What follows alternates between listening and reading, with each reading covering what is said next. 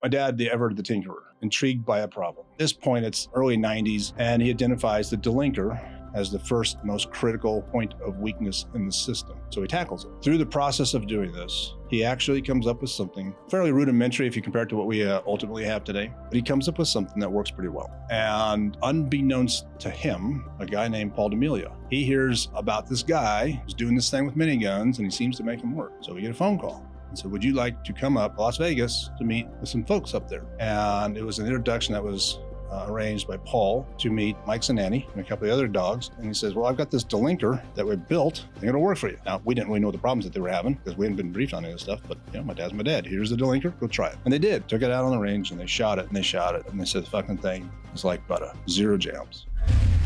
You're listening to The Hot Wash by Born Primitive Tactical. I'm Bruno Fallon. I've spent my 4-decade career in some of the most elite units in the United States Special Operations community, where I learned that elite operators aren't made overnight. They're forged through hardship, discipline, and relentless drive. In each episode, I sit down with the most accomplished and innovative leaders in special operations, industry, coaching, and athletes of all disciplines. Let's jump right in. Hey, this is Bruno at Born Primitive Tactical and the Hot Wash podcast. We've got a longtime friend and guest here of a business that if you've been following our brand, you've been following their brand. Chris Dillon, founder, owner of both Dillon Aero and Dillon Rifle, and probably some other companies that he's going to tell me about that I don't even know about in this podcast, because this is someone that definitely operates out of the box. A little bit of background.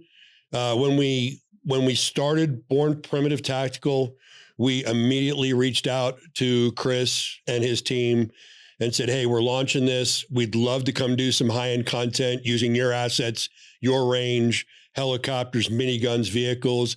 And I wasn't even done with the conversation. He's like, what dates do you need? It's that kind of relationship. We appreciate it. If you saw our Memorial Day video, it was a co-branded Dillon Aero, Dillon Rifle, and Complete Parachute Solutions relationship. The 3 brands are all very close, but Chris, welcome to the Hot Wash. Bruno, thank you for having me. I love having you. And I'm going to go into a quick story and then I'm going to stop talking so much because it's really about Chris. The way this relationship started for me is when I was a flight lead in MH-47s, in the 160th SOAR. And when I was a new aviator there, and this was early 90s, we were having a discussion when I got there about replacing the miniguns with single or dual 240s because of the reliability of the miniguns. They just weren't performing. As a former ground operator, I was dead set against that. In my mind, there are fire suppression weapons. We needed to be able to put some, lead down range and a high volume just to put heads down to get the ground force either in or out. Here's where Dillon Aero entered the picture, and I'll actually let Chris explain it in more detail, but the end result was the MH-47 and the MH-60s and all the gunbirds, the DAPs and AHs, the feeder system, everything in the minigun, soup to nuts, got replaced by Dillon components, and the malfunction rate went away. Everything cleaned up. And what was ironic about it is we got really good with the guns. And then this thing called 9/11 happened. And I can personally tell you from multiple targets overseas that if we didn't have those Dillon minis hanging on this aircraft, this guy would not be doing a podcast right now. So Chris, the first thing I'd like to really get into is your vision and how you even started the brand. Well, first off, one note of clarification. I founded the rifle company. My dad founded the minigun company, right? And which was very much a family joint venture, same as Dillon Precision was back 20, 30 years before that, between my dad and my mom, and later my dad and my brother. So everything we've done in the family has been family businesses, family ventures. You talked about how you first came to know the minigun, right? You guys were using the original legacy GE guns back in the 80s and the 90s, and all the problems that you'd had associated with that. Those people who think they know the story of the minigun in the 160th, which is really where the gun's resurgence came from, right? It was the work that you guys were doing and eventually we helped you do. That's where the gun found its second life. And the people who think they know the story think it began around 2000, 1999, 2000. In reality, it didn't. It began 1989, 1990. We received, back in the day, we bought a bunch of miniguns from a foreign provider. And what we didn't know is literally it was two semi-truck carloads full of minigun stuff. Everything from all the gun parts, barrels, to Delinkers of the old school Mal 56 Delinkers, to housings, to complete guns, to gun mounts, everything you could imagine, from Cobra gun mounts to Huey gun mounts to, the little triangle ramshackle mount they put on the back of trucks and whatnot. Anyway, it was like this cornucopia of everything you can imagine minigun. And we thought we'd hit the jackpot. And in a way we did. What we didn't know was the stuff was junk. So it was all cast off reject stuff that had been worn out. But we didn't know enough about miniguns to be able to identify that at the time. So every time we assembled one of these guns and tried to shoot it, it would jam. It would jam, as it turned out, for reasons that you were all familiar with. And it would jam for other reasons that we would later force us to solve, to fix, to engineer out of it.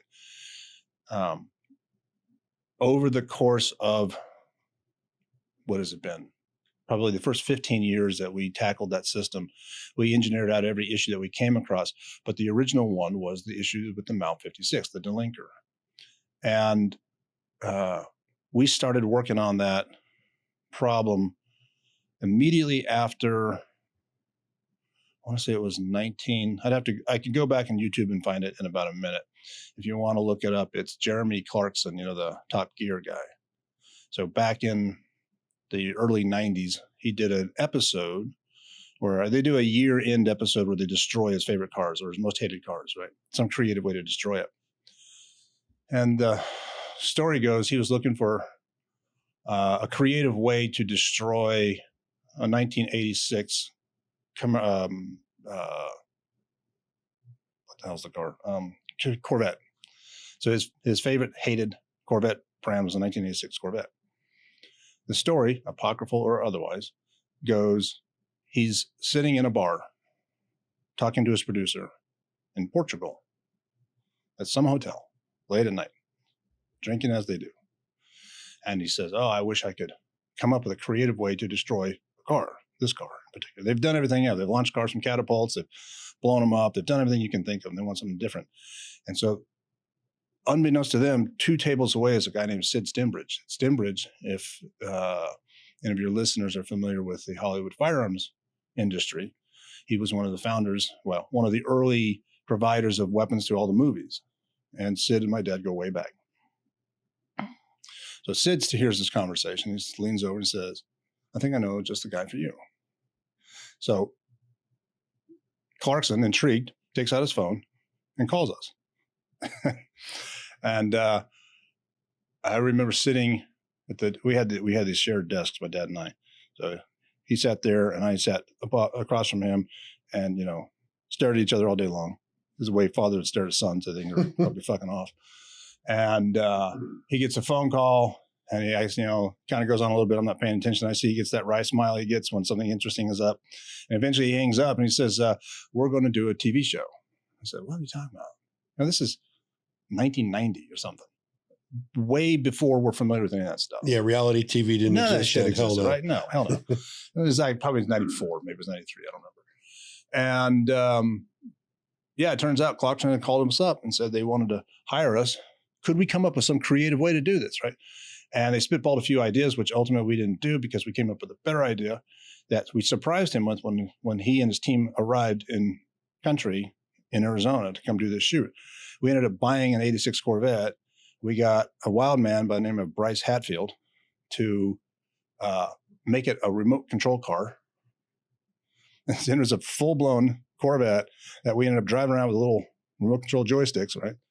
And the plan was we were going to fly it, chase it, and shoot it with a helicopter. We were going to put these newfangled miniguns on it that we had just gotten. Well, Of course, he loved the idea.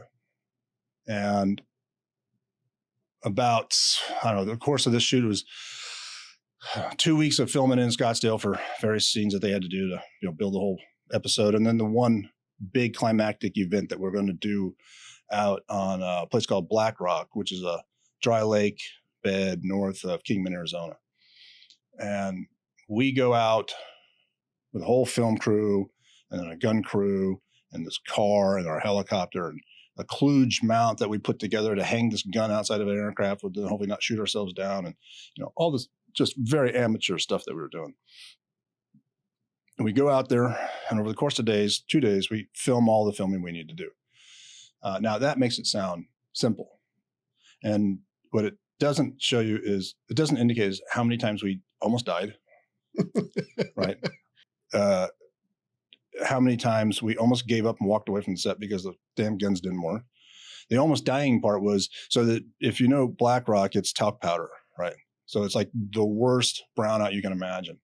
And we got this Corvette out there and a movie truck. So you got cameras rigged all over this truck, right? And guys hanging off the side with their handheld cameras and whatever. And Bryce in the back of the truck trying to remote control this Corvette in front of him, which is kicking up a giant dust cloud. And so and we're chasing it across. So we're getting the ground level shots where you're chasing this car and you get this really cool passing through the dust cloud as you transition from one side of the car to the other with the camera. It looks like it's a real neat shot, right? And the car gets a little wonky. Now you've got a car that's spinning and a dust cloud that turns into a big bubble. And now you can't see anything. So you, a kamikaze Corvette, are together in close formation. Trying to kill each other, but no sight, right? Lost sight. And it was, we did that several times. Anyway, long story short, the shoot goes on and we did a sequence where we thought it was going to be the penultimate shot where we take off. Clarkson's sitting in the right seat, so he's not flying, or left seat, so he's not flying, but it makes it look like he's flying. And he looks like he squeezes the trigger to shoot it, right? And we shoot the gun shoot. And through the magic of movies, we see the car blow up. Well, we actually shot it with a Thompson out of the back of the truck because it was the only way to capture the sequence exactly right on camera, right? And it was a Thompson with a 50-round drum shooting tracer. So it looked really cool. But you see the sequence where Clarkson's sitting in the aircraft and you see the minigun shooting two guns, one on the other side, and you see the tracers going downstream into a dust cloud, which was, highly problematic at best. So how did that not have you come out of the back end and go, screw this? Well, because it was that night, right? So that night we fought to get that shot and we failed and we failed and we failed. And now we're out of light and the guns just kept jamming. They kept breaking, And we worked through the night, puzzling our way through the problem.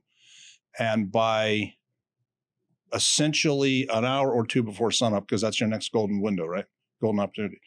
We catch a couple hours of sleep and we set the shot up. Sun's coming up. We've got exactly one chance to get the shot. It's like, a stupid movie script that you wrote. You got exactly one chance to get the shot right. And lo and behold, we pulled the trigger on the guns. They shot, this is Clarkson sitting in the helicopter, pulled the trigger on the guns. They shot, they got enough film, the guns jammed, and that was it. And we said, all right, fuck this, we're done. Either we're going to throw these things away because they're scrap, or we're going to solve the problem. Now, I say we, that was my dad's thinking at the time. I was off doing something else at this point. My dad, the tinkerer, intrigued by a problem. Now there's something interesting to do. At this point, it's, again, early 90s, Dillon Precision, which was the reloading company he began back in 78-ish, while being bored flying airliners, had essentially done everything he wanted to do in it. And so he was having a hard time staying excited. So he finds a new project and he finds the minigun and he identifies the Delinker as the first most critical point of weakness in the system. So he tackles it. Through the process of doing this, he actually comes up with something fairly rudimentary if you compare it to what we ultimately have today. But he comes up with something that works pretty well. And unbeknownst to him, now we're getting closer to 1995, which is a crucial date. A guy named Paul D'Amelio. Recognize that name? Oh, yeah. Paul will. Yeah. He was, at the time, he was the Little Bird sign model. he hears about this guy who's doing this thing with miniguns, and he seems to make them work. So we get a phone call and said, would you like to come up to Las Vegas to meet with some folks up there? And it was an introduction that was arranged by Paul to meet Mike Zanani and a couple of other dogs, right? And he says, well, I've got this Delinker that we built, and we think it'll work for you. Now, we didn't really know the problems that they were having because we hadn't been briefed on any of this stuff, but my dad's my dad. Here's the Delinker, go try it. Hey, boys, take it. And they did. I think they're out here for a FMP or something. So they had a lot of shooting to do.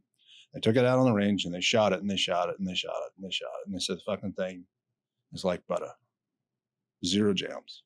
Which was, at the gun at that time, unheard of. Completely unheard of. You didn't shoot that gun without jamming all the time, right? No, I was there at that time, and that's when that whole talk was about let's get rid of it and let's move on. And as a new guy, you would go do aerial gunnery, which meant aerial jams. Yeah, it was a lot of jam clearance practice for the dogs, right? Yes, always. Yeah, it sucked. Yeah, so that was call it a revolutionary moment. It was an important moment in the history of the minigun, if you want to call it that. That was 1995. And it's interesting that at this point, 4 or 5 years have passed from when the project first started. There's a topic that I always like to talk about, especially a whiskey or two later.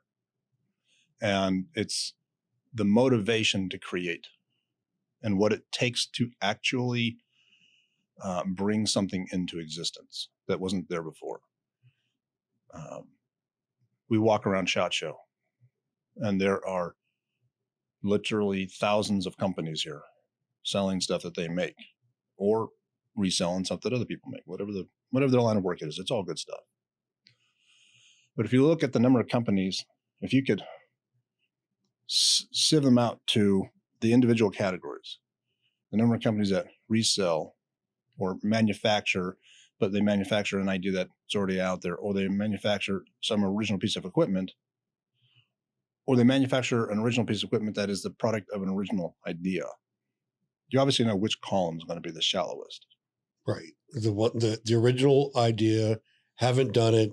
Most energy needs to be applied. Unfathomable amounts of energy and money and time and ultimately passion. In fact, it's the only way any of that stuff happens is because the root energy source is passion.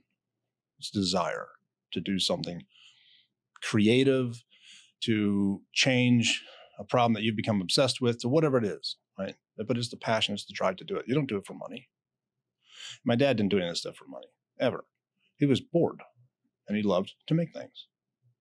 And so the first 5 years that resulted in the Delinker was 5 years of just direct passion and joy. Every day he would go to work. Well, he wasn't going to work. He was going to play. So now you go from 95 to 99, 2000, and someplace around 99, 2000, when we finally got our first contract for the Delinker. It was the DAFD 2000, Dillon Aero Feeder Delinker 2000. And, a side note, we call it a feeder Delinker. And I think we ended up calling it that way because we thought DADF sounded dumb. And only later did we realize every tech manual out there refers to it as a delinking feeder. Right? 180 out. Because it delinks and then it feeds. Right. It's a feeder Delinker. So it takes another 5 years, 45 years to actually get into the system because that's just how fast the system moves, not very fast. And then, as you pointed out, so now we're established. Now there's a company. We make this Delinker. We've got several hundred of them in service. I remember literally the day we got the contract. My dad and I looked at each other and said, "Son of a bitch! Now we're a government services provider. What do we do now? How do you do that?" Right? Because for that time, up to that point, we had just been selling stuff to people like ourselves, other shooters. It turns out selling to the government is very much like selling to the regular business. I mean, yes, there's DLA and there's the long form gray suited crowd. That's harder to navigate. It's very systematic, but as you know, from being in PM shops, or knowing those guys, KOs and such, that at the end of the day, you're dealing with an individual, and behind that an individual are several an individuals, right? Who are like the key stakeholders, or the guys with the experience box, the guys who were the pilots or were the operators, and now they've moved up to acquisitions. It's always a few people who make the key decisions, and that's where you're building those relationships with. So by 1999, 2000, we were in the system, and we had very good relationships in the unit, in the 160th. And of course, 9/11 kicks off, right? And then overnight, everything changed. It was a monumental event. I mean, and I don't mean to speak about September 11th. I'm talking about just that period of time and how much changed overnight. We went from a country, from my personal experience from being in the military back in the 90s, thinking there's never going to be more wars, and why are we here? What are we doing? This is, back in the Air Force, we thought that way. Almost like there isn't a point. This is like midnight. You're kind of like, right. And then, and so I feel like the country was that sort of like in party mindset. The Clinton years and sex phones and whatever, and then the wake up call. Yeah, I mean, anybody that lived through that. I mean, I came in early 80s and lived all the way through the post-Vietnam, military, the transition into professionalizing the force, the development of JSOC, the development of SOCOM, creating the machine that we did. And the crazy part about it is that I can remember that our pre 9/11 existence was a shitload of CAPEXs to sell the product. Why does the National Mission Force even exist, and why does it cost so much, and why do we need this capability? And we would go and we would do these things once a quarter, and it would be all the major units in there showcasing their capabilities, doing Q&A, and it was for existence. And then, of course, 9/11 happens, and, never have anything bad to say about the conventional units. They just don't move at the speed we do. Nope. And when it came time to go, strike and send America's message, everybody leaned us off. And the spearhead of that, every single thing that started was either bombs from the sky or guys in 160th aircraft. Mm-hmm. So, but no, it's a huge transition in the country there. And it was, I was deployed at a pace for about 6 years straight that, in talking to people when you came home, it was amazing talking to what I consider America's greatest generation, the World War II vets, how they felt America had returned. Mm-hmm. It was like there's pride in nation, there's pride in the flag, where and it took an enemy to do that. That's crazy, right? Yeah. So, well, we lost our way in the 1990s. We lost our way. It was the Cold War is over. We won.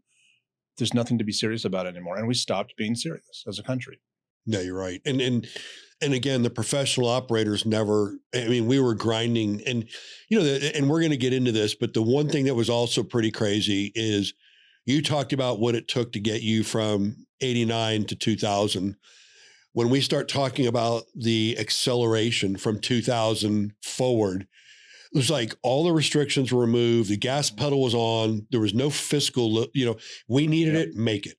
So kind of keep taking us forward. This is interesting to me. That's right. I mean, as you said, from 2000 forward, it was gas pedal down. Up to that point, there were far more restrictions on contracting. I mean, you had to really argue your case to say, we need this piece of equipment, we need that piece of equipment.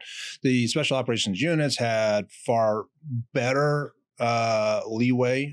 And I don't want to recall, I really can't tell you what acquisitions was like. I'll turn to you for that.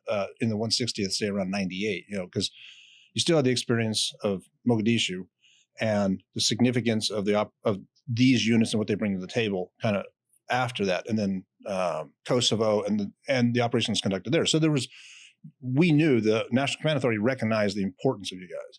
Well, what was it like to be able to actually buy stuff? It was very difficult. And even worse so when you talk to the operators versus talking to the aviators. the operators were much more streamlined. If the operators needed a gun, needed an optic, needed a, a new charge or something like that, they could pretty much find the best commercial stuff was out there, have it very quickly adapted to the mission and go. With us, everything had to go through airworthiness certifications and the contracting and procurement. So to me, I could have a great idea. And I'll give you one example of it. I could have a great idea of something I want in the aircraft. That idea at the best was 2 years out, just something like that. The only thing I ever saw happen, and there's a really great story on it, in the spin up post 9/11, we sent a large entity to go work with a unit at Fort Bragg. And we realized that the MH-47s were going to be the platform of choice because of the altitude and terrain in Afghanistan. And the ground force was concerned that we only had 2 miniguns on this big flying bus. So they proposed that they make mounts and they put M240s in the rear. We were up there for a rehearsal that was a week long and left there with mounts and guns in the back of the windows. In the back of the aircraft. Yeah. Those mounts and guns were flying in those aircraft operationally for about 6 months before the leadership knew we had them. We didn't even own the guns. We were just given the guns. And it's a really, like in a peacetime military, everybody involved with that would have gotten relieved. But now it's go time and it's wartime and it's game on. And it was just amazing. We had another, I'll refer to him as customer on the Navy side. They actually spliced into our wires, and splicing into aircraft wires is a no-no. Yeah. And they actually put what we call BFTs, Blue Force trackers, in there. And we were flying operations that everybody is like, well, we can see the 130s. Well, hey, we can see the MH-47s. How can we see them? Where did they get trackers from? Well, our Navy bubbas, the comms guys and everything, came out there and installed them for us. Again, our leadership didn't know about it. And then, of course, because of the function of both of those things that I'm mentioning and so many more things, there was a streamlined process back at home to get it legal and make it approved. But this would have been a 4 or 5 year project if it wasn't for the war. So I totally get it. And, it has gone back to that way for what it's worth when you talk to the guys. It's worse now. Yeah, it's not only worse because now they don't have the money. Yeah, the big shortage there, and hopefully with recent events here in the big house in DC, that'll change again. But we'll see. Yeah, well, we'll see. There's a lot of resistance to change. Yes, but back to the story. So 2000 onward, right? So that's interesting that you still saw those issues in contracting all the way up to the 9/11.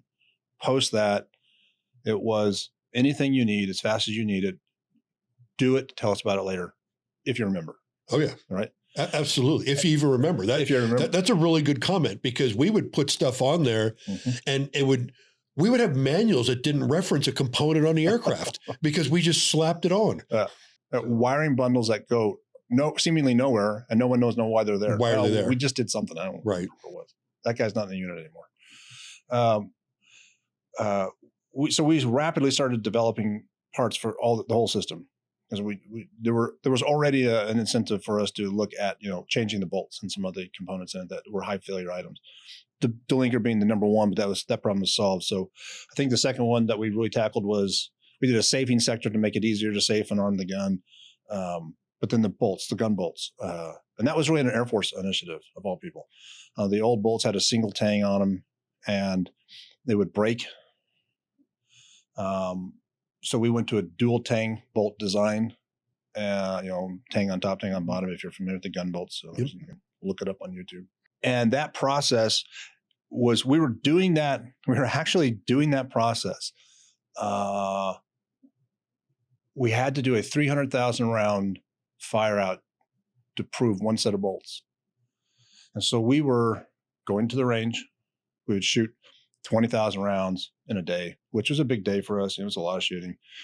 And I think we were 3 or 4 days into it. That effort started on, I shit you not, September 7th, 2001. That's right. That's crazy. 4 days later, I'll wake up. We're going to go to the range today. And of course, the tower's been attacked. All airspace closed. 4 days after that, we're on the phone with, I'm drawing a blank as to where the Air Force PM's office is for the cruise ship weapons is, but doesn't matter. We're on Fort Warner Robins at Warner Bubba, and they're expressing. They say our guys are about to deploy. We have to have this test signed off before we can go overseas. Before we can take these guns overseas, and these guns are a critical component on the HH, so we got to have them. So what are you going to do, Dillon? How are you going to finish this test? We've got 240,000 rounds to shoot. So we go to the gun range. Remember, all airspace closed, right? So we go to the gun range, and we'll shoot 500 rounds until the barrels turn red. Open the delinker, take a garden hose, start spraying the barrels, spin the gun. The gun starts wobbling because the barrel closest to the water cools just incrementally, and it throws the gun out of balance that fast. It's bizarre to watch the whole process happen. It was funny as shit. And you would wait till the gun stopped spinning or stopped shaking. That's when you know the barrels had equalized in temperature. And then you reload the gun and continue, right? So we're just trashing barrels, but who cares? And I think we got through, 18,000 more rounds doing that over a slog pace of like a couple of days. And we called them back and said, this is just not going to happen. They said, stand by. And one day later, we had clearance to fly. So for a short period, it was pretty bizarre. For a short period of time, there was the Air Force and the Navy patrolling the skies. And over Phoenix, there was always a 2 ship of Vipers and a tanker orbiting. And then there was us. And I remember we took off in the Huey that day, pulled pitch, and we had a special clearance. Obviously, we gave them our PPR or whatever it was. And we take off, and we check in with Phoenix Tracon, was just handling the airspace. They said, best clearance I've ever got. And they said, Roger Huey, you are cleared to fly anywhere you want. You're the only one in the air. You're the only one flying. You can go anywhere you want. We said, thank you very much. And so we spent the rest of, the closed airspace period just shooting our asses off, trying to get those bolts finished up. And of course, they got cleared for service. And so that process continued like that. Right. That pace described by that experience was really the pace for the next 5 years. And it was by 5 years, but within 2003, I think is when we came out with 2003, 2004. It was actually, I think it was the culmination. Maybe you can correct me on this, but I think it was the culmination. You remember the exercise? There was the question as to what was going to replace the minigun. Right. And there was a selection process where they put up different COAs, and I think it was 2003 that process reached its climax, and they said, okay, we have selected the replacement for the minigun, and it's going to be the minigun. Right. And it was going to be the new minigun, which was the D model gun. Because I think you guys were shooting GAU-2Cs at the time. It was a bastardization of different names depending on where the gun originated from. So that's when it went from the GAU to the M134D. And the funny thing was, we had been promoting D for M134D all along because, it was like between us, it was like, wink and a nod. It's like, well, D for Dillon, obviously. Right. Right. Right. Of course. But I think there was some place I suspect there was some confusion because there was the GAU-2C, because it was a C model GAU. There was a GAU-A and there was a GAU-B.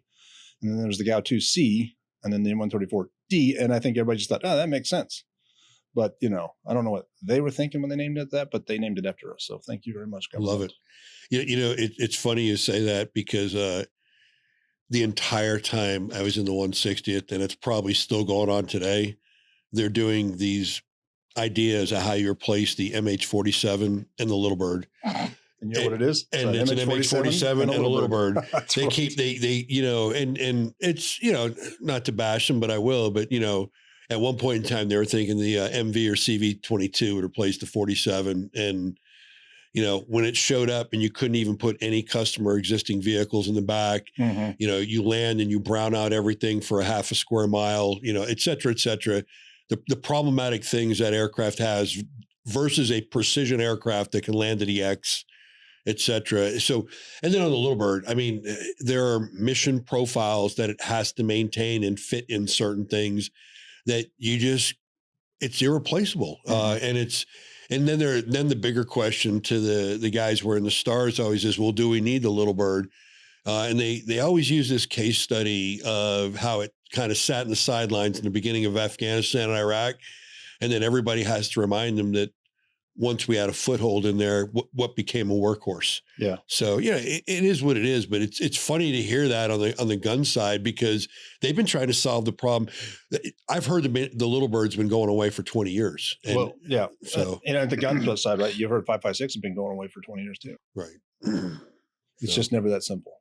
So where are you guys at today? And you make the whole gun end to end now. Oh yeah. So yeah, that was the when they went in 2003 or 4, whatever the year was, they selected the minigun as a replacement for the minigun. It was our gun. Now, our gun is, some cases it's our gun. In many cases, it's they took old guns, salvaged good parts, bought parts from us, and so you've seen them. Like Crane built a lot of those guns. Mike Schneider is a name that goes way back to Take Rock Island. Built a lot of those guns and sent them around the world to various customers.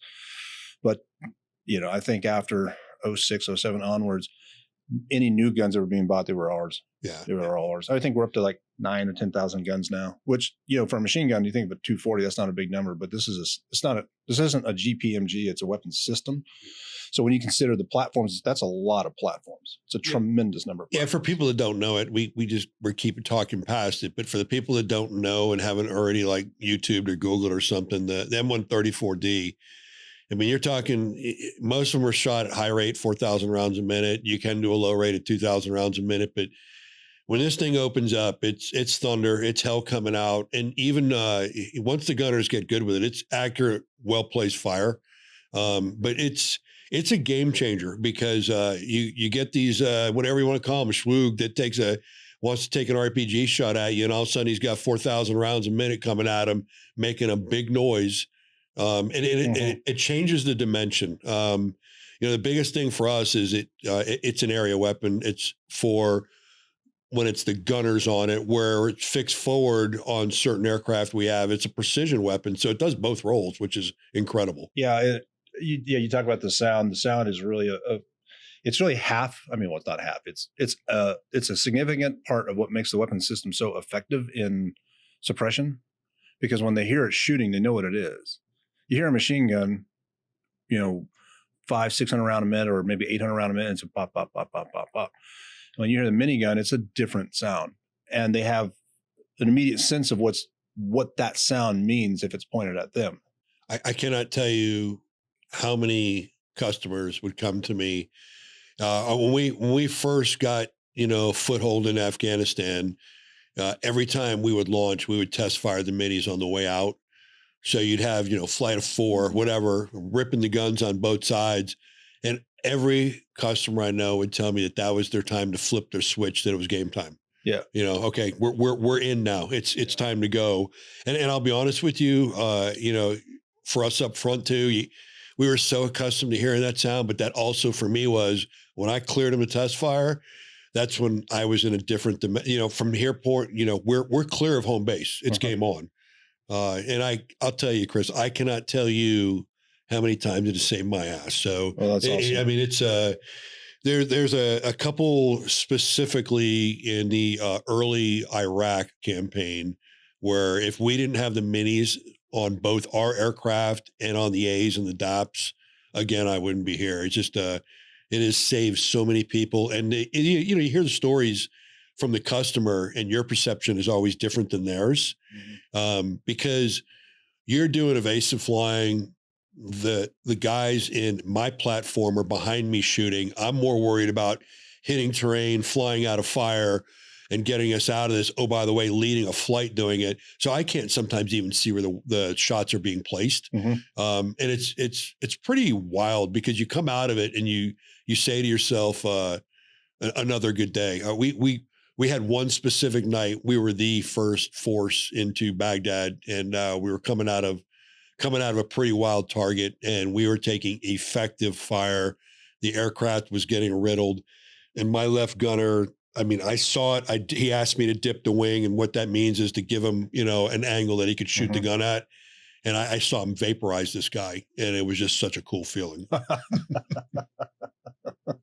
So thank you. No, well, thanks for doing the job. Yeah. So I want to stay on the Mini for a second here. I know you guys are doing a lot of other cool things, but talk to me about the minigun suppressor. I mean, that to me is exciting. It's a phenomenal piece of technology. I know. So the minigun suppressor that we've worked with center support services and utilizing their proprietary technology called PIP, which is purposely induced porosity. I had to save that one quickly. And without getting into the technical jargon of it, the stuff does magic. Now, it's not the first minigun suppressor that's been created, as it turns out. It has been done at least once before, and I think it's been done a couple of times actually. And it's worth noting this because there's a difference between how it was done and how it is being done now. How it was done is similar to how other suppressors have been traditionally built. Right? It didn't, I would say, take true advantage of what you can do with 3D printing. So it was sort of like, and this is a question, this is actually an interesting observation about 3D printed suppressors in the rifle market and the firearms market today. We can talk about that in a moment if you like. But the minigun suppressors that were created in the past, they would suppress the gun by restricting the flow of gas the way a suppressor might normally work. And it creates such tremendous back pressure within the gun that the guys I talked to who shot it from the regiment said it looked like it had been shooting for a year. And it was incredibly difficult for the armorers, the maintainers, to clean it afterwards, because there's just so much more pressure, so much more of that, high pressure gas buildup. So the gun life is going to be. Yeah, and if not so much the gun life, the gun operability until a full, degaussing, decleaning, or whatever. We shoot the suppressor we have now, and the gun looks fine because the technology allows the gas to pass through, again, not getting into the magic of it, it passes through the sides of the can, it passes forward, but it's controlled with inside the suppressor so that it stays in there longer, cools down, and the velocity and therefore the pressure of the gas exiting through its many orifices is significantly reduced. Is it the same technology as what I looked at today on your 50 cal suppressor? It is. In fact, the rifle suppressors, the 50 cal suppressor, the 5.56 suppressor, and a few others that we have coming in the pipeline shortly hereafter, were all derived from the work done on the minigun suppressor. And if you've seen the video you want a clue as to how effective that thing is, there's a video of me shooting the minigun with no ear pro. And I'm not an idiot. I like my ears. Yeah, unheard of. Right? This is unflippin' heard of. And I'm sure from sitting in the cockpit, just how damn loud that gun is, especially when it's shooting in the forward quarter, right? Oh, yeah. And it's not just loud, it's got that concussive effect, which is, the thrust behind miniguns and suppressors is because there was some concern about the potential for TBIs from this gun. And as it turns out, all these guns, all the firearms can create that overpressure effect. Well, the suppressor that we've created for the minigun not only cuts the sound down, but I mean, there's like no blast pressure associated with it. It's phenomenal how well it works. That's awesome. I can't wait till we get out there and give it a run. So the, just for those listening, I'll give you a fun one. We used to take new guys for their aerial gunnery, and we would take their intercom switch on their communications and we would put it to private, which meant they couldn't hear us. And I would have the gunner on their side of the aircraft traverse the gun all the way forward. So they're shooting in the forward quarter. And I would reach over and arm the gun. And the co-pilot or the new pilot would not hear that we were going hot in the gun. And then all of a sudden out the right door, the minigun's going hot, the flames going by them, the concussion.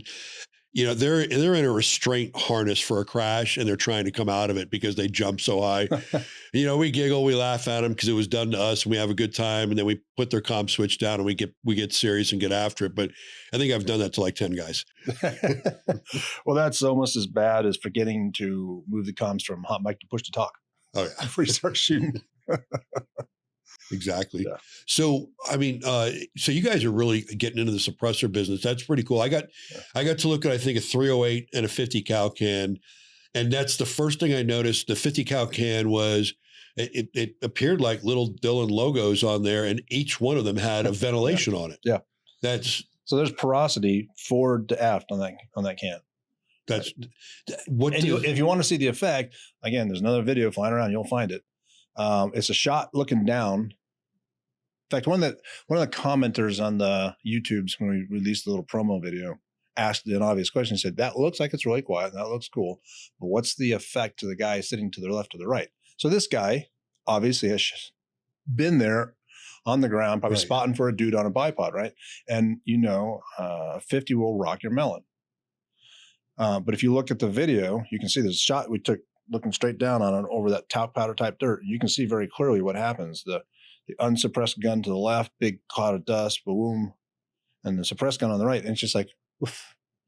And there's nothing. There's no, even though you're venting out of the side of this thing, there's no big pressure wave that comes. It's fantastic. Yeah, and it's got to be a lot healthier on the body as well. There's no doubt. I did this goes back a way, but I remember one of the ways we did a suppressor test on the impacts of the body was it was actually a vehicle that we were shooting out of, and they were using audible, they were using sound waves, they were using pressure, and it was amazing, different cans, the different effects on the body. And it seemed like the 3D printed free flowing suppressors were, not only quieter, but less effects on the body. Yes. So, yeah. So now you get into the magic of 3D printing. And it's still very young technology. And it's interesting. The whole 3D print question is very interesting to me. There's people want to believe it's like some, I don't know, Star Trek thing. I'm not a Trekkie, but like you just push a button and something appears out of thin air, right? And that's not how it works. And it is not that easy. And it's still relatively expensive to do. Like traditional manufacturing processes are now and will be for quite a while far more efficient. 3D printing gives you a few things that are immediately beneficial. One, it allows you to prototype faster, theoretically faster, which is critical.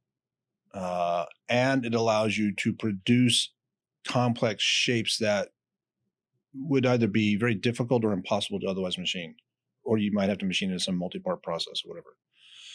Well, what I find really interesting about the 3D printing process as applied to some of these flow-through can designs is has asked the question, how did you design that? Right? If I said, if I show you a minigun part on the table and you ask me how you designed it, I can tell you exactly how it was designed. I can tell you the software package. I can tell you how many steps were involved. I can tell you all that stuff, right? Because it's a conventional shape that can be made through castings and machining processes that we would do every day. But if you're going to take advantage of the potential magic of 3D design, you are going to create shapes to do things like, I can say, the suppressor. If you want to take advantage of that, to do things with gas that has never been able to be done before, so that you can cool that gas, slow it down before exposing it to atmosphere, you find yourself wanting to make shapes, crazy shapes that you don't know how to manufacture, right? So that's what the 3D printing is supposed to give you the gift of. The question that I've found that I've been asking, and I see, you always when you're on to something, when you're on the right path to the right questions to be asked when solving a problem, when you start asking the questions that people don't have answers to, right? Gotcha. If you ask the question and they have an answer, okay, people have been here before, and I can get there myself. But when you reach the point in the conversation when they stop having answers, now you're breaking virgin territory. And the question I've been asking is, how the hell do you design it? How do I design some three-dimensional, squid-looking, alien shape, fluid dynamic shape? I can't do it in SolidWorks. Well, there are packages that allow it. SolidWorks has a package now, that an add-on module. And there are other software packages that do it. And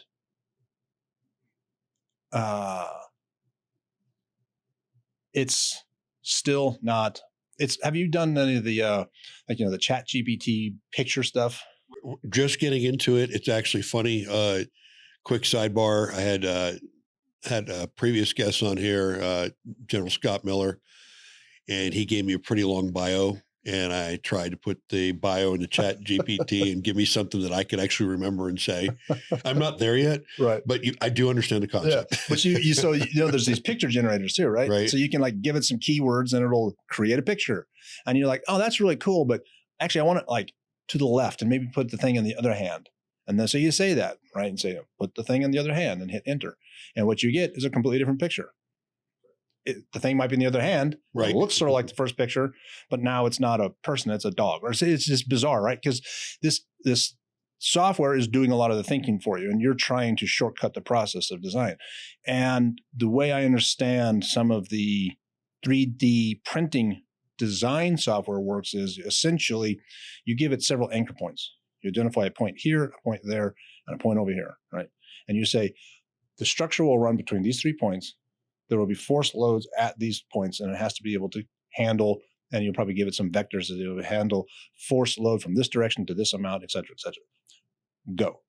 So are you having to like bring in new engineers for this technology, or is software answering this for you? Well, the answer is yes.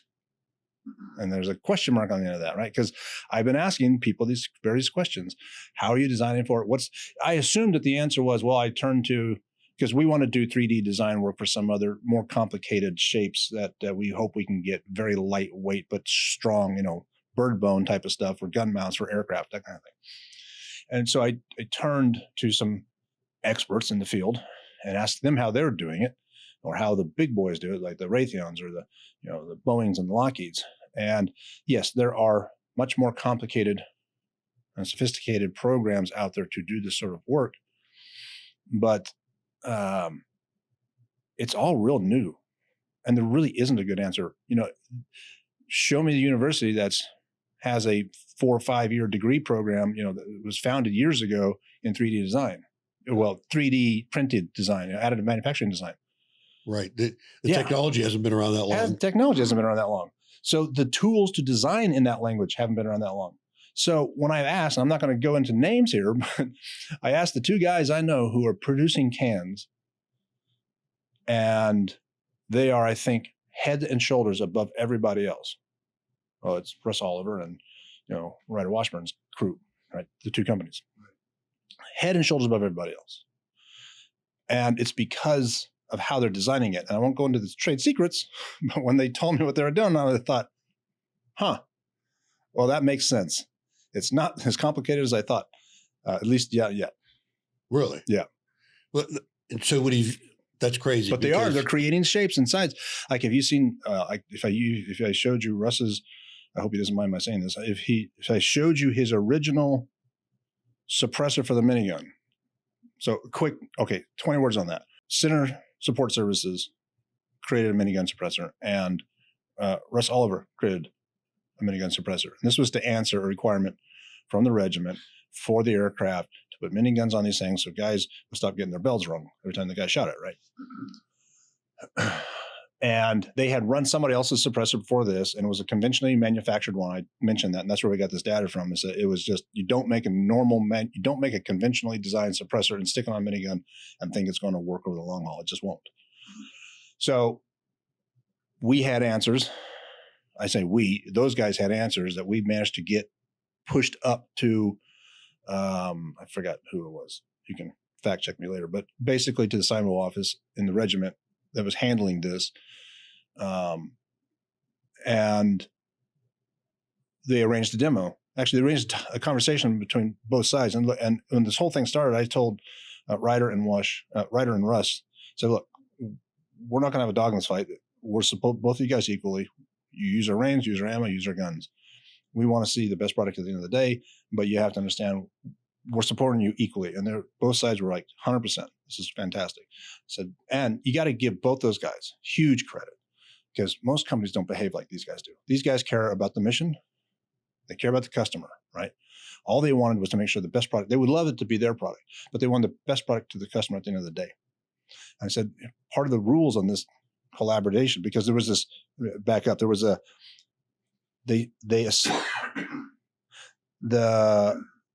the regiment said, we have essentially 60 days to pick a winner. 60 days. Yeah, we're going to be on. You know how this works out. I know. You know how the story ends, right? Yeah, But I do. he goes, we have 60 days. We're going to be on contract. And the RCO's out of here at the end of that period. And he wants this done before he leaves because he doesn't know there's going to be any horsepower behind it. Right. So this is Get it done. 100% this is going to happen. Okay, sure. They got at least as far as picking a winner. But so I said, I put Russ and Ryder together, said, you and the regiment, you guys the regiment needs to look at your equipment because you guys are the guys who are doing this right. So, and I said, so now bring me back to present. So the one requirement was they had to be willing to have their stuff on display side by side, no hidden secrets. Everybody's going to know everybody's secret when you're doing this thing, because that's the only way we're going to get across this finish line in time. And they said, fine, 100% happy to help. No quibbling whatsoever. That's rare. Yeah, it's incredibly super rare. I mean, the most stand-up of guys in the industry. And both systems shot really, really well, phenomenally well. And I was saying Russ's suppressor, when you think of what the potential for additive manufacturing and printing and 3D design layer by layer, some organic shape, that's what you're talking about. You take a look at that thing and you'll see it looks like, it just looks amazing. I'll just say that it's I've got a model of one he sent me, a 3D printed model. Right. And I'll show you when you come down. But yeah, it's phenomenal. But yeah, additive manufacturing suppressors, the rifle suppressors we're making now. I think there's a handful of companies that are doing it right on the market. I haven't gone around cutting other people's suppressors open.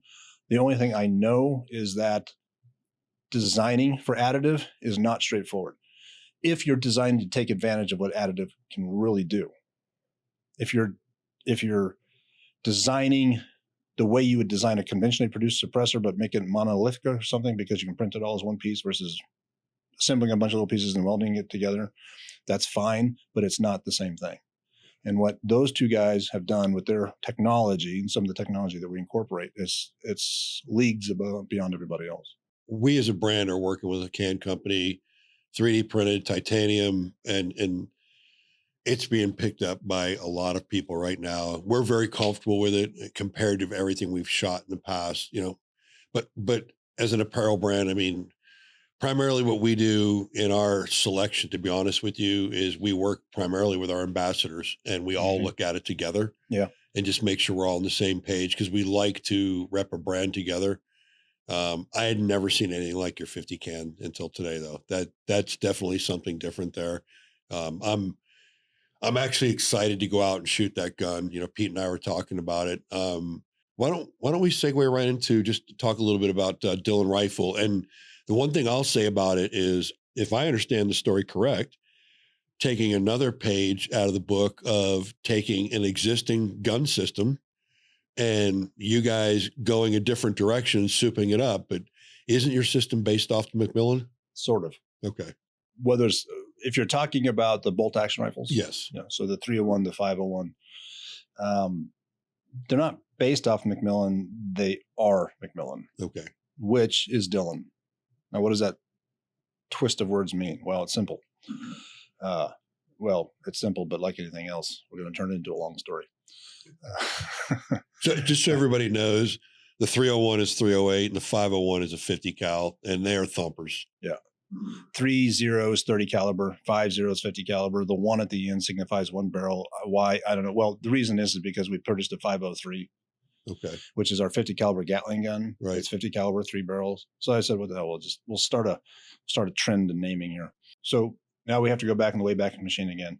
It's probably mid 90s, early 90s. And a guy named Rock McMillan walks into my dad's little shop, because we had a little tiny machine shop over on Scottsdale Airport back in the day. And he introduces himself, shows some stuff he's made over the years, and says, I would like to make parts for you if I can. I have a little machine shop over in Deer Valley, and would like to do some business with you, because what you do, he knew the reloading presses and saw some of the minigun stuff. And my dad, he chatted and hit it off. And of course, they designed some parts right there in the office. We started working on a part right there in the office that day. The way everything was designed back then, it was a piece of paper or a napkin and a pencil, right? And you're here, take 10,000 off over here, maybe add some stock over there, and make me a couple of these and we'll see what they do. And that was the beginning of a relationship between McMillan Machining and Dillon Aero that really helped create the minigun. My dad gets all the deserved compliment or credit for bringing the gun back to life. But as any organization, any organization that's worth a shit is built of a whole bunch of people who are really good, really dedicated. Maybe one person stands out because they started it or whatever. But at the end of the day, it's everybody in it that makes the organization. And Rock is one of the guys who made the gun what it is today. Without his ability to design and instinctively look at how something can be made and then make it in complicated parts, it would have taken a lot longer, or we would not have gotten there. Right? I got a cool picture that I don't know where I got it from, but it's a picture of Rock when he's probably, I don't know, mid-20s, early 30s or something, and he's standing next to this giant bell nozzle looking thing. And I said, "What is that?" And he goes, "Oh, that's the antenna for the Voyager #1. I worked on it. I did most machining on it." That's crazy. It's like, holy shit. Yeah, it's pretty now crazy. You're talking to like real brains, right? So McMillan Machining, years later, and of course people know McMillan Rifles. McMillan Rifles, it was the McMillan TAC 50, which has, of course, long prestigious history behind it, and the Canadian guys did what the Canadian guys did with it, setting the world records there. So a lot of history behind that. There was McMillan Rifles. Well, there was actually McMillan Machining. That was Rock's company. He started that. Then there was McMillan Stocks, which was his dad, Gale, started making stocks a long time ago. And it was he and Rock who did that together. And then later there was McMillan Rifles. And so you assume that, well, Rifles does Rifles, Stocks does Stocks, and Machining makes stuff for people. And that's what I thought. And that didn't change until several years after I had actually purchased McMillan Machining. So there's a time when Rock was kind of getting to a point where he wanted to, I don't know, take a little bit of a rest. No, that's a euphemism for quitting, and he didn't quit. He's still there today, designing stuff. He still works on rifles over at the shop. But he didn't want to be as stressed out by the day-to-day headache of trying to run machine shop. And this is like, now we're talking like 2016, 17, post-Obama years, post-defense sequestration, but the budgets just still weren't there, right? And so the orders weren't as high as they had been, and so times were lean, especially in the machining business. And Rock had come to me, and we started working on a deal where maybe we would take over McMillan Machining. I'd purchase it from him, which we ultimately did. There was a lot of manufacturing know-how that I wanted to preserve. We had always produced some of our most complicated parts there. And those programs all existed in machines that all we had to do was walk in and turn them on, and they ran, and I didn't want to start over again, right? So, sure, worked out a great deal, kept the machine shop running, and thought that was it. Until a couple of years after that, we were chatting one day.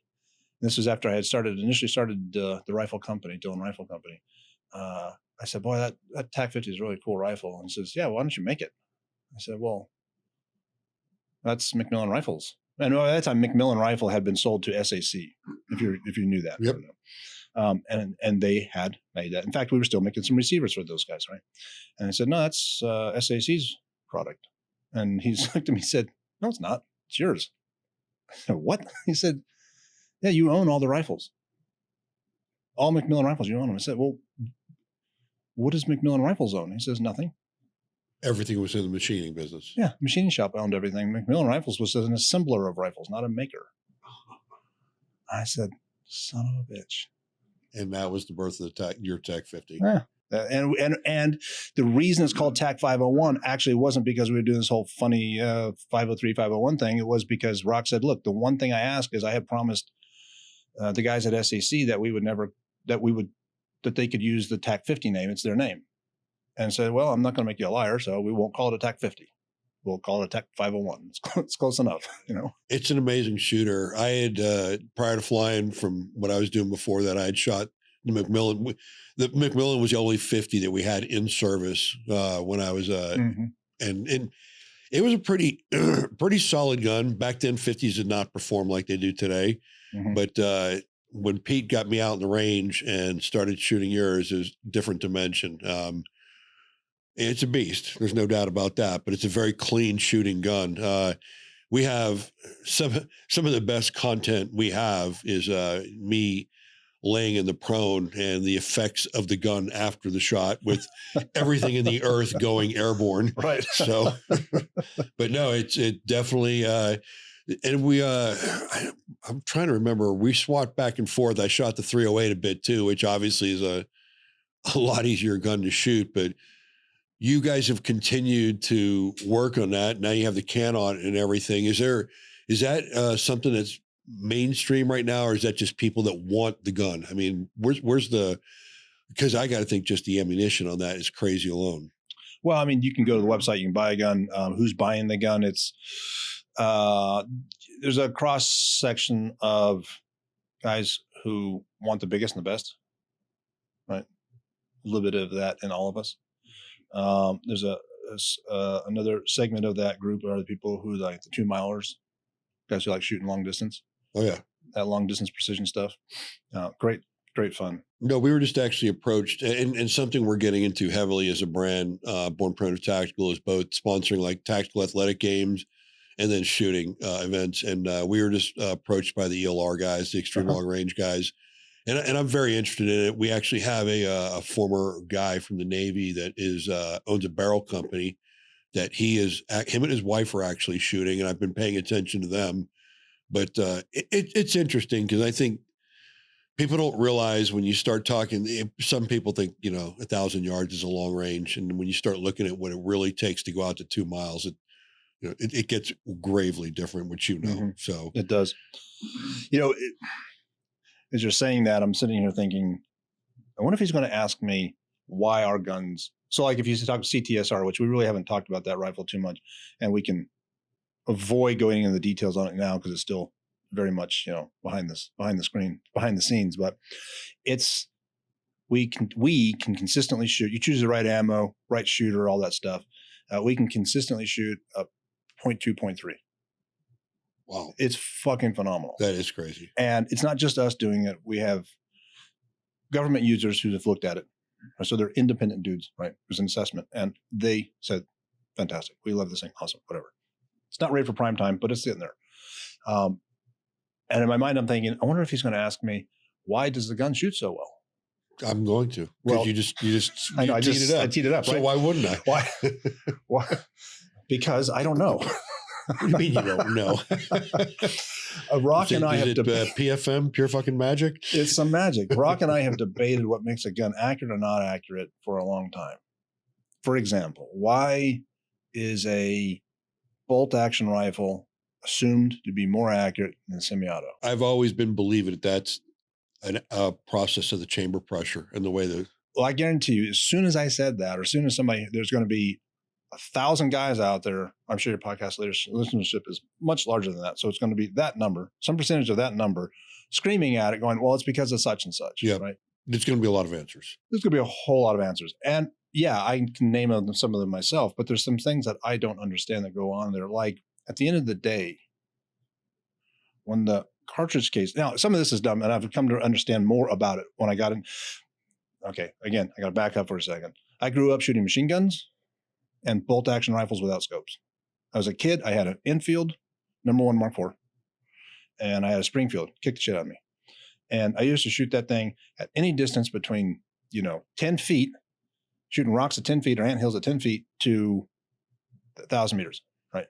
And you remember those, you lift that sight rail in the back, sight ladder, right, and it goes to 2,000 meters, right? So you can shoot that thing, throw rounds out there all day long.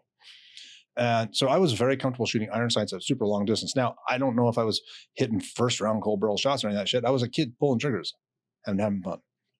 So I grew up, and it wasn't until, between that and then shooting pistols competition and a brief stint with shotguns. As we were developing a shotgun reloader, so we all got into what we called combat clays, which was an abomination. That we took sporting clays and we said, this is boring.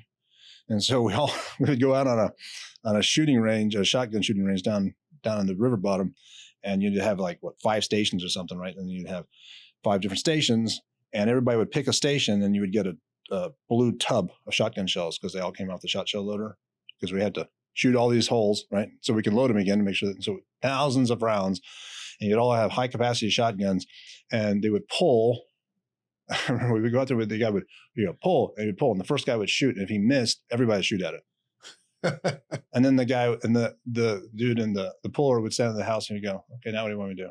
And I'm like, pull. Keep sending them. Yeah, pull. And if there's not a bird in there, then you pull.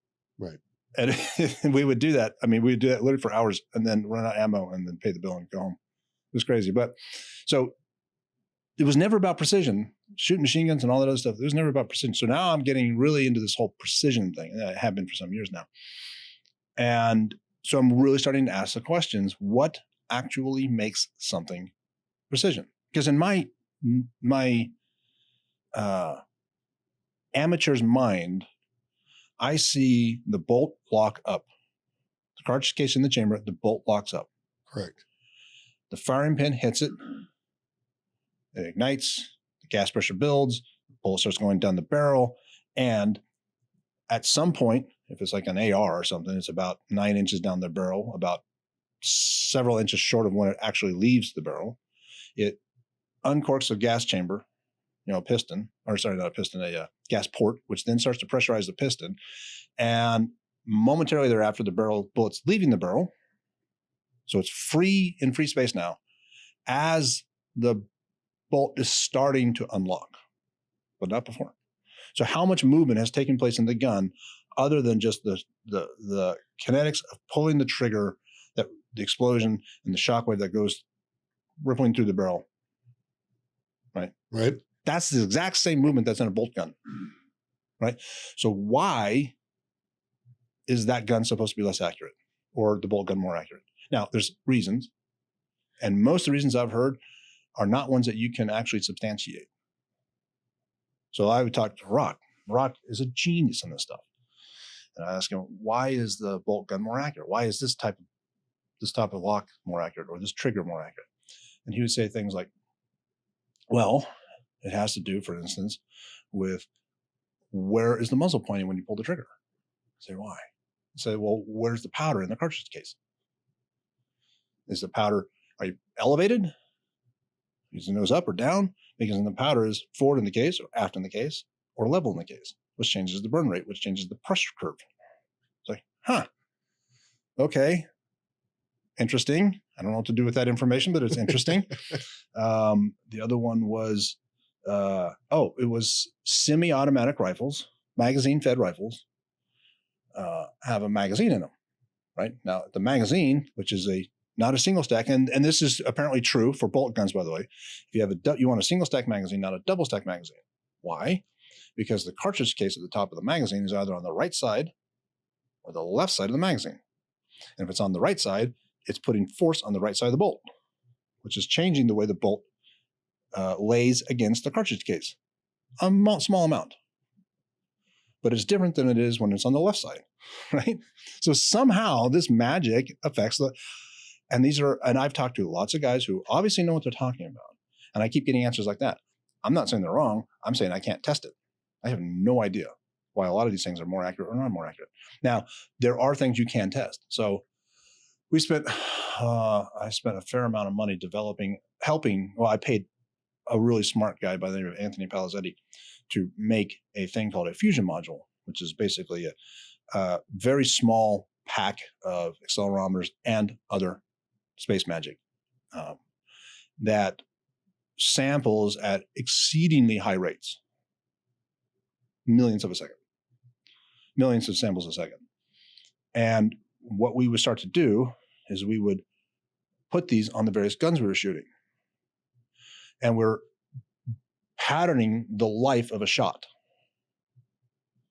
so that you could see what was taking place over the over the now incredibly long time it takes for the bullet to leave the barrel.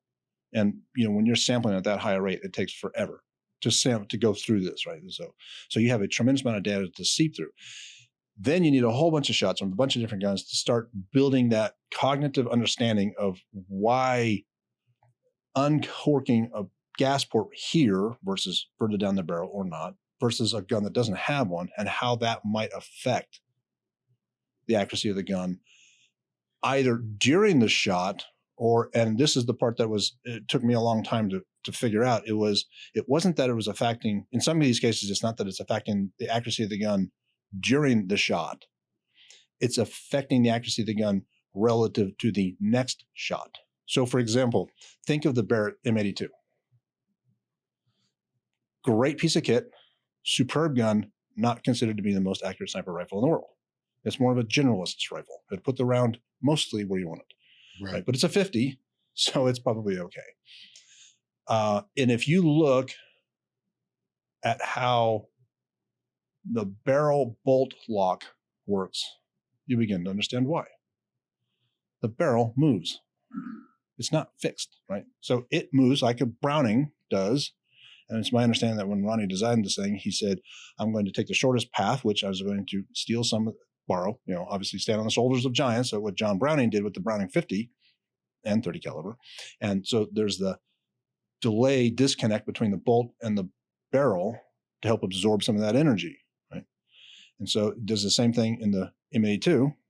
So the barrel and the bolt shift aft, and then the bolt disconnects from the barrel, expelling the spent cartridge. It's coming back forward. Meanwhile, when the barrel resets to that pre-fire position for the next shot, you have to ask the question, is it in the same position it was before you shot it?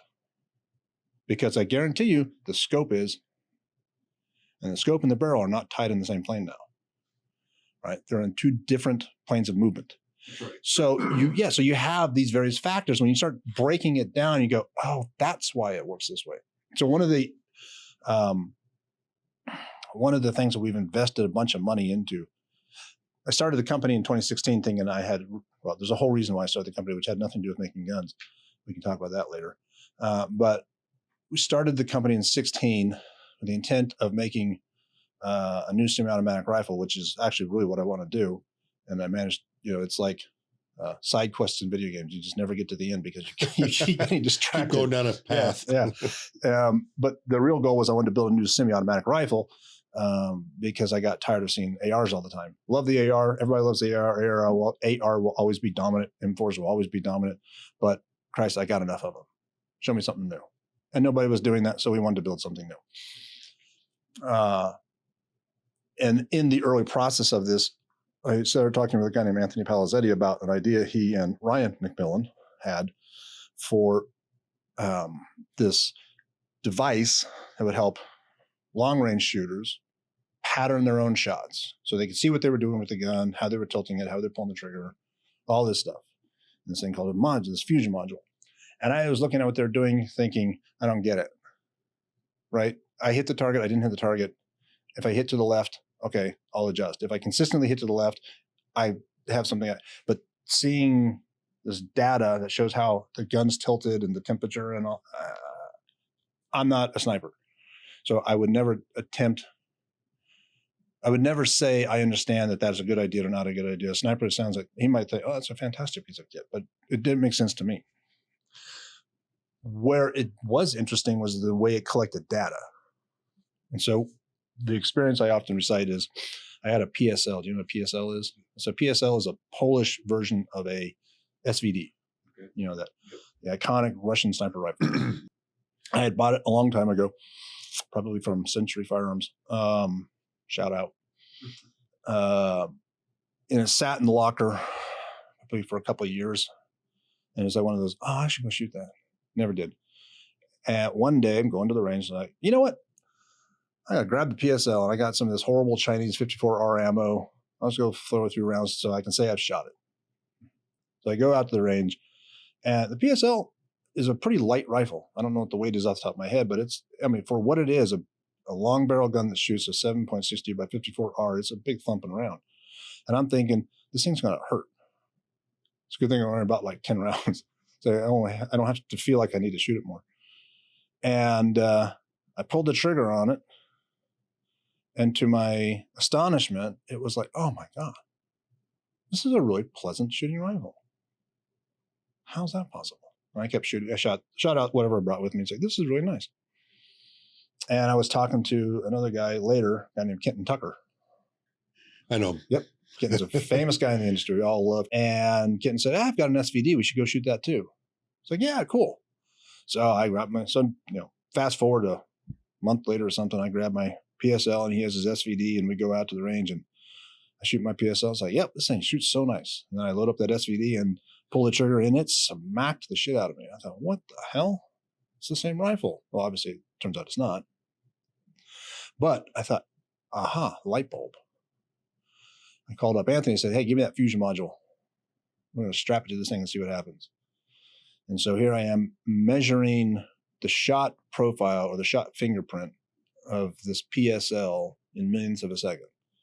And you can actually see the movement in the gun as you're squeezing the trigger and the sear release, right? All the way up to, the bolt return. Wow. Slices so thin, it's incredible. And then we patterned that and we patterned the SVD. And the second you looked at the graphs that they produced, it was immediately obvious. Something just jumped out different. Oh, it was painfully obvious. What you saw on the PSL was a G spike. Now these numbers sound huge, but these are actually real numbers and there's physics as to why it doesn't kill you, right? It's a 250 G spike. 250. Yeah, 250 G spike. Sounds like it's a massive. If somebody punched you in the face, it's probably about the same, right? But because it's not long endurance, low mass behind it, and it's 250 G spike. Just trust me. You can taxi down a taxiway with a G meter, and you'll get 6, 7, 8 G spikes. Right, you go across a seam, and it'll spike, and it's a real spike, but it's so instantaneous that it doesn't actually carry any force behind it.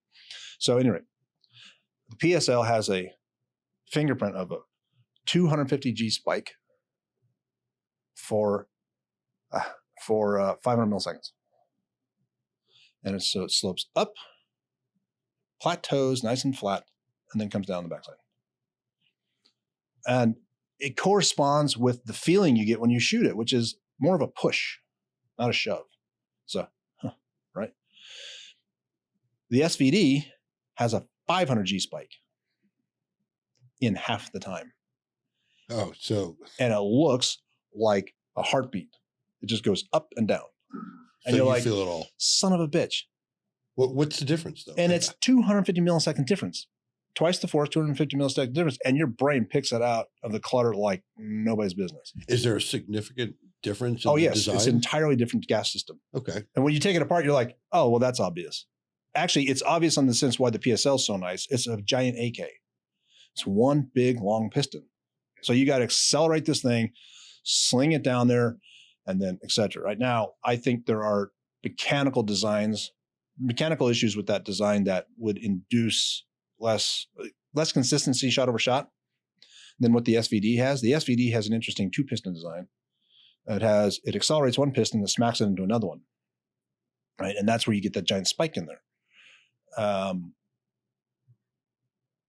But the takeaway from that was, not only can I understand why a gun shoots the way it does, I can then design the gun to shoot, I hope, however I want it to shoot. Because now I can see into the mystery of what's going on between the shots, right? It's no longer is it, well, I think the gun was laying a couple degrees low, so the powder was towards the end of the forward end of the case. It's none of that I think stuff. And now I can start to pattern exactly what's going on in finite detail so that I can start adjusting things, right? We can adjust where the gas port is, how big it is, what's the weight, if it's a semi-auto gun, what's the weight of the piston system, how does the unlocking system work, and at what rate does it unlock, so that I can take spikes that are peaks and flatten them out into nice flat plateaus or mesas, which gives you a much gentler, much more comfortable shot over shot feel. So you're taking this data, who's converting the data to the design? How does that work? So the process begins with obviously the data collection. So you shoot a bunch of stuff and then you produce the charts, you produce your graphs. A big hurdle in this effort was actually writing the code and then rewriting the code and then rewriting the code so that the output from this whole process is an easy process to do, not a long series of, you got to send it back to the programmers and let them, data dump and then, calculate and then build graphs for you. It all comes out of the software automatically now. So we get our graphs, we look at the performance, and now you have to make something of an educated guess because we don't have a library. You don't have something where you can go, well, it's supposed to be here and it's here and we know why, right? We don't know where it's supposed to be yet. Right. We're still inventing this. You're coming up with a baseline. Yeah, exactly. I don't want to say we're inventing a new kind of science of firearm design because that's not happening, but we're taking away, we're looking at it from an angle that I'm not used to doing. I won't say nobody else has done it. I'm sure they're, here again, out in the podcast community, I'm sure there's lots of people screaming at the podcast or the radio right now going, we do it all the time,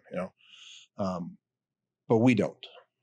And everyone I've talked to who makes guns or makes stuff in this industry does it similarly. Well, it just to cut in for a minute, like this is something we talk about all the time in our culture. There are very few guys that I call it gun porn. The level you're talking at right now, there are very few guys that can go that deep in the operator community on guns. Not a lot of guys truly understand the level you're speaking at, including me. I know if the gun works, if it fits me right, if it feels right, if it's accurate. I can remember when they were trying to field a 416 and a 308, they couldn't get that thing to group anywhere. That was, I shot that and by no means was, I was flying that. I was by no means on my game anymore. And even I could tell that this gun had issues. So it was one of the, I'm sorry, I'm speaking of the 308 version. Yeah. So how do you get this and you have the problem set and you've got to adapt it because you got to build a gun. At some point in time, that's when you're going to your guys and they're able to convert that, right? Yeah. Okay. And it's like, it's me and I'll say the engineers. It's Casey or Mitch, and we have several other people now, but basically it's us as a group sitting around looking at this thing going, okay, this is what it's doing. And we think we understand why. So the engineer on that particular project, because every engineer owns his own project. We don't design by committee, but we all contribute to each other's work. But at the end of the day, it's that engineer is left to carry the water themselves. Then they get complete project ownership that way. So after we've analyzed the data and tried to figure out what we think is happening, and then what a good course of action is, then it's up to the engineer to sit here and go, okay, well, we're going to redesign it to do such and such, whatever that is. And I think I personally, who have responsibility for this project, I think this is the best way to go, right? And we always cross-check each other's work, right? It's like crew concept, crew cockpit type of a thing. But you then make the design changes, and then you make the parts, and then you go try it and see what happens. And it's the same process that we use with the minigun. The minigun, I mean, guys, those were days. We would. It was in the early days of the minigun. I've got a picture of everybody who was in the shop at the time who worked there, right? And it was my dad, myself, Jeff Funk, Brandy Brucharp, Marty Anthony, Bryce Hatfield, Pam Anthony, and I'm forgetting one or two people. I'm so sorry. And Andy. Andy was our machinist. Fantastic guy, Andy. And so our office was here, big double doors, machine shop right here. There was a couple bridge ports and a lathe, all manuals, right? And whoever was designing whatever part it was that we were trying to get to the field that day, we would design all day.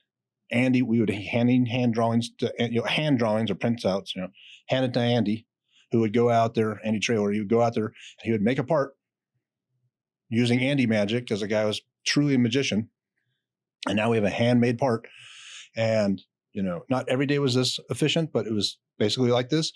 And we probably ran these 2 or 3 days a week, especially at the height when everything was just flying. And this went on for over a year.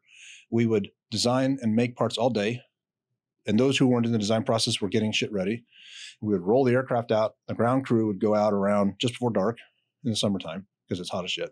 And in the wintertime, we'd go out a little bit earlier and we'd set up, wait for the nightfall, and fly all night. Fly until probably about 11 o'clock, shooting. And the goal was we would shoot about 20 to 30,000 rounds on any part we made. Right. So you see those videos of us flying around in the Huey back in the day, the old fucking it looks like 1980s Betamax videotape or something, Right. And it looks like we're all out there screwing around having fun. Well, yeah, but what we're really doing, it was all test. That was all stuff it was all video we captured while we're doing all this test stuff. And it was for the bolts and it was for the, all the different components that we made to make the gun. And that went on day after day after day after day. What's the cost per round of a mini? About $1.75, somewhere around there? No, it's not that bad. I mean, now it's actually 90 cents now. Okay. Now we buy it for 90 cents from Lake City. I don't know if I should say that. I think it's $1.10 on the open market, something like that. It's pretty crazy. 2 years ago, it was 70 some odd cents, I think. And in the early days, that's linked. Yeah. Okay. In the early days, we were shooting anything we could get. And I mean, I wouldn't call it a shoestring budget, but we weren't buying, Lake City. We weren't buying Alpha 165 to shoot. We weren't shooting Alpha 131. We were shooting surplus anything we found. And we would buy, hundreds and thousands of rounds of, Malaysian. And you get the stuff, you open it up, and the can's like, that was a little suspicious looking. And you pull the stuff out, and it's like all not corroded, but it's a weird color that is not exactly brass. And some of the stuff wouldn't shoot, some of it would blow up. But we looked at it like, well, this ammo may be shit, but if the gun survives, we know we've got a strong gun. Right. Nowadays, we don't do it that way because we want clean test data. But so to answer your question, how do we incorporate design changes and get stuff to the next phase of development now in the rifle company? Same way we did it back then. We design, test, shoot, test, assess, correct, and repeat. So you guys are getting obviously the miniguns, the rifles. You guys are getting into some other stuff nowadays too, right?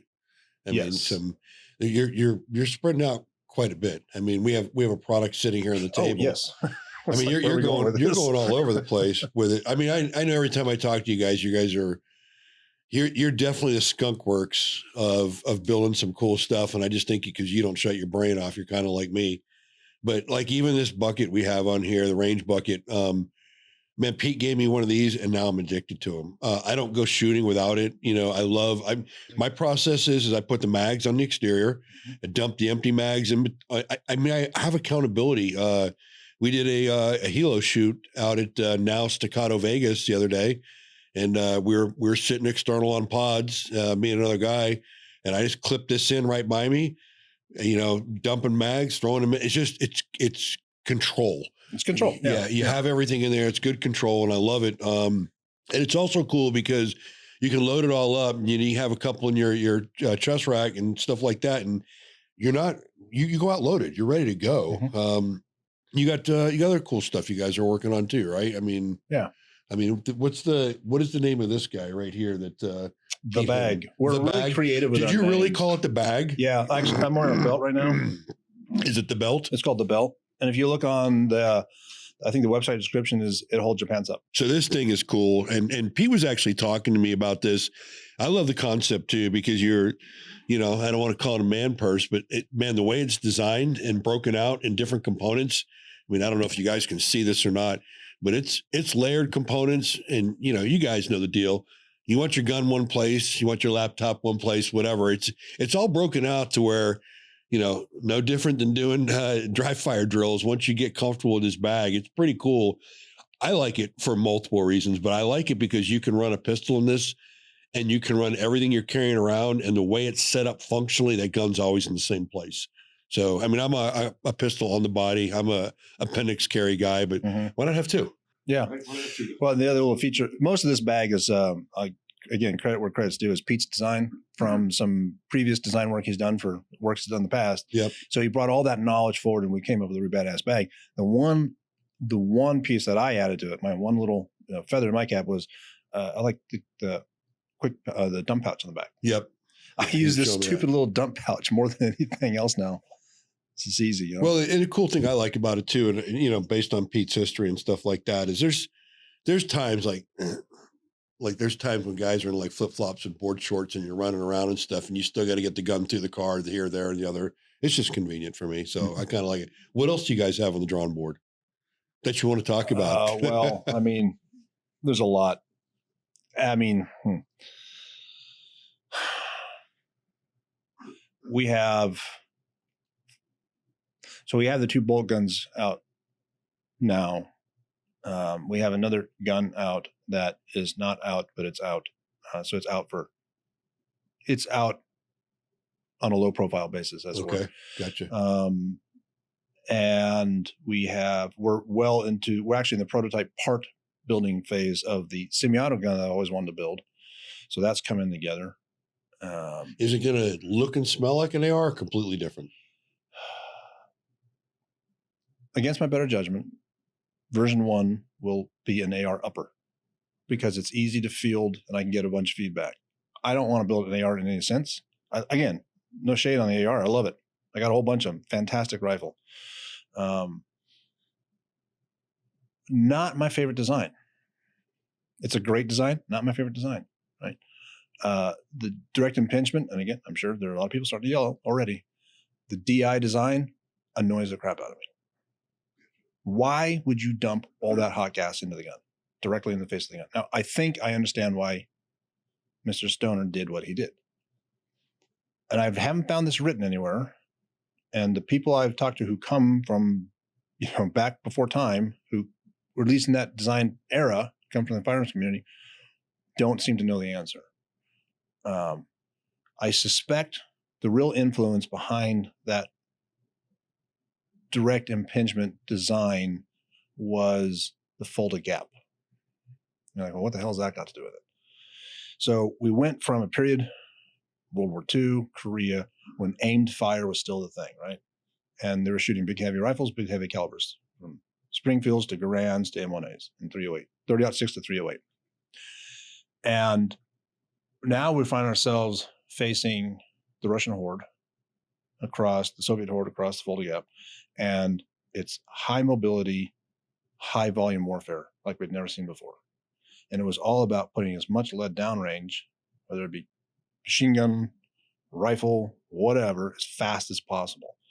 And so this was part of the philosophy. This was part of the philosophy why they switched from 308 to 76 to 556, right? They wanted a lighter cartridge that the infantryman could carry more of because they figured his volume of fire was going to be higher. Well, then if that's the case, it follows that they wanted a gun design that allowed them to shoot that high volume rate of fire and still be controllable. If you've ever shot an M1, an M1 carbine, right? Yep. World War II. You ever shot an M2 carbine? Yep. It's the full auto variant of it. It's a select fire variant of it. And it shoots like ass. So M1's one of my favorite guns. Just got one for my 11-year-old boy. The M2 is completely uncontrollable. Well, at least was for me.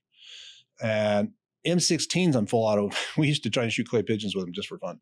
And of course, it's not really controllable accuracy wise. Yeah, you can keep it pointing in the right direction, but you're not going to lose the gun, but it's just not what I would call how you shoot accurately with it.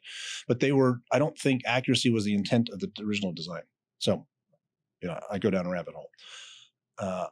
So I think the idea of the direct impingement was this gun is going to shoot fast and it's going to shoot a lot.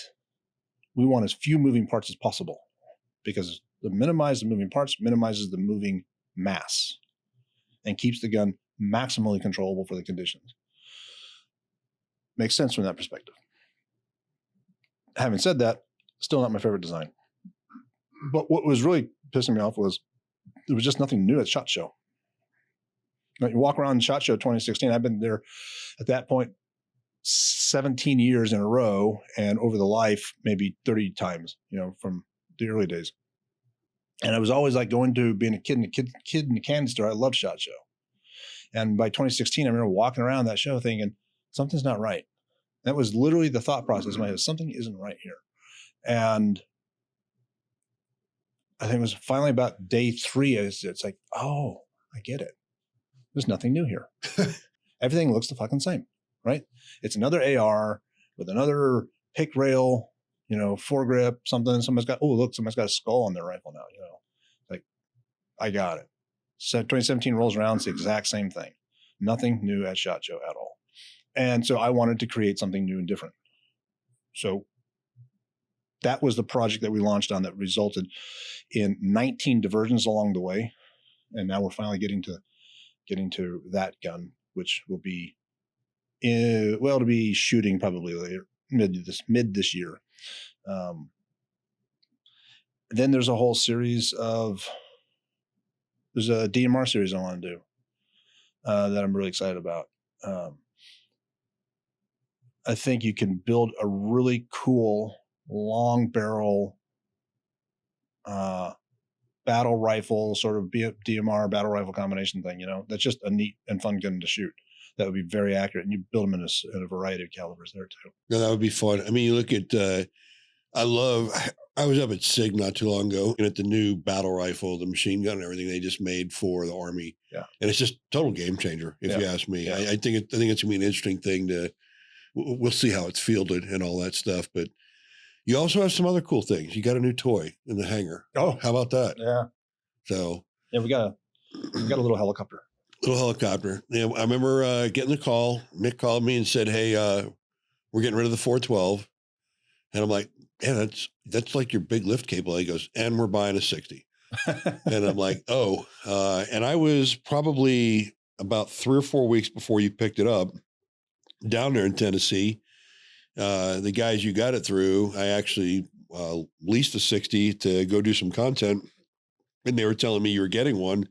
And I'm like, that's pretty cool. And then we got the pictures, and it's gorgeous. It's beautiful. Yeah. I mean, that paint is gorgeous. XP Services really knocked it out of the park. Yeah, XP is Rodney Allison and company. Yeah, those guys are amazing. They took really good care of us down there. And again, I mean, you've been around a long time. They're community-based guys. They're former soft guys that do what they do, and it's amazing because they had I want to say it was 5 little birds there. And did you hear the story about those? I did. How they were still there when I was there. Yeah, I guess they were trying to go across the border without the right paperwork, and he got them. So, but no, pretty airplanes. Yeah. Oh, they're gorgeous. I tried to talk our owner Bear Handling into one immediately. I'm like, we need that one right there, that specific one. And he just looked at me like I was out of my mind. Well, if you talk him into it, we have a bunch of kit for you. All right, gotcha. So tell me where you see you guys in 5 years from now. I mean, like celebrating the 5th anniversary of you asking me that question. Okay. Because I think every time I come out to you guys, you have something new in the pipeline. There's the whole skunk works, and I love it. And you remember what I said earlier about the guy who won the contract was setting that up 5 years ago. Right. If you're not working on the thing you're doing in 5 years already, you're going to be late. No, that's a great point. Yes, we if the thing you see reaching daylight with us now, that began some time ago. Right. You talk about the pipeline, the fucking pipeline is full. And it's diverse. Well, you're growing in people too. Every time I come down here, you've got another guy. It seems like you have the entire alumni of the 160th that I know. So, right. I mean, you've got literally a force of legends there, which is incredible. If you look, I am the single least interesting person in any room with those guys. Now I'm dead serious, because I'm not telling you anything you don't know. You're just not going to be the guy who stands up and says it. Yeah, whatever. So you're the guy. The amount of history in that building. I got it, but you're the guy that's jumped a minigun, skydived a minigun, and you're the guy that flies airplanes, helicopters. I mean, we could talk. You're not the most uninteresting guy on earth. How's that? In that room, I am. Okay. Well, yeah. Well, I can tell you one thing: the collective age. When we were standing there today getting that picture, the collective age of that room. It's pretty scary, isn't it? Yeah. So, Chris, I just made the decision here because I think we're about an hour and 45 minutes into this that I could probably talk to you for 5 hours straight. So what I think we're gonna have to do is we're gonna end this one on a really cool note, and we're gonna pick this up and do a volume 2 because you started talking about what it takes to manufacture something and the time, and you're manufacturing some very complex things that the ramifications of it not functioning right can kill people, and not having the longevity, endurance down the road for our people taking it to war and all those things. I mean, there's something really on the mark here. My small world where I'm at with Born Primitive now, I just asked you where you're going to be in 5 years. And then I thought to myself, I started 18 months ago designing a mid assault boot because Bear, our co-founder and owner, was like, let's tackle the next problem. We're getting past uniforms. It's 18 months ago, and we're in manufacturing now, and I'm not releasing it till September. Wow. So for something as simple as a new boot, we're talking over 2 years. So when I contrast that to what you're building that flies on aircraft, launches projectiles, has to do it at a high volume or rate, it's pretty impressive. So we're definitely going to have you back. We definitely enjoyed having you on the podcast. Is there anything you'd like to close with before I close? No, I'm just, I mean, it sounds almost a little corny, but I mean it. It's kind of an honor to be here. I really appreciate the invite. No, so it's kind of funny. Ironclad is our production team, and they're able to get me some really good guests. And I said that my first probably 15 guests are going to be my people.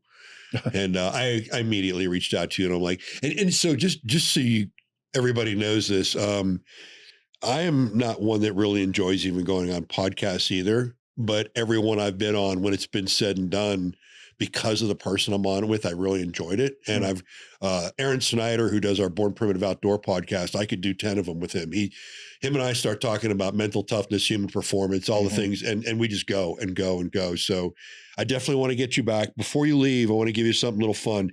You mentioned next time we get together, we're going to pour the whiskey. Yes. So we work closely with Hooten and Young, Norm Hooten. Fantastic. And you know him well.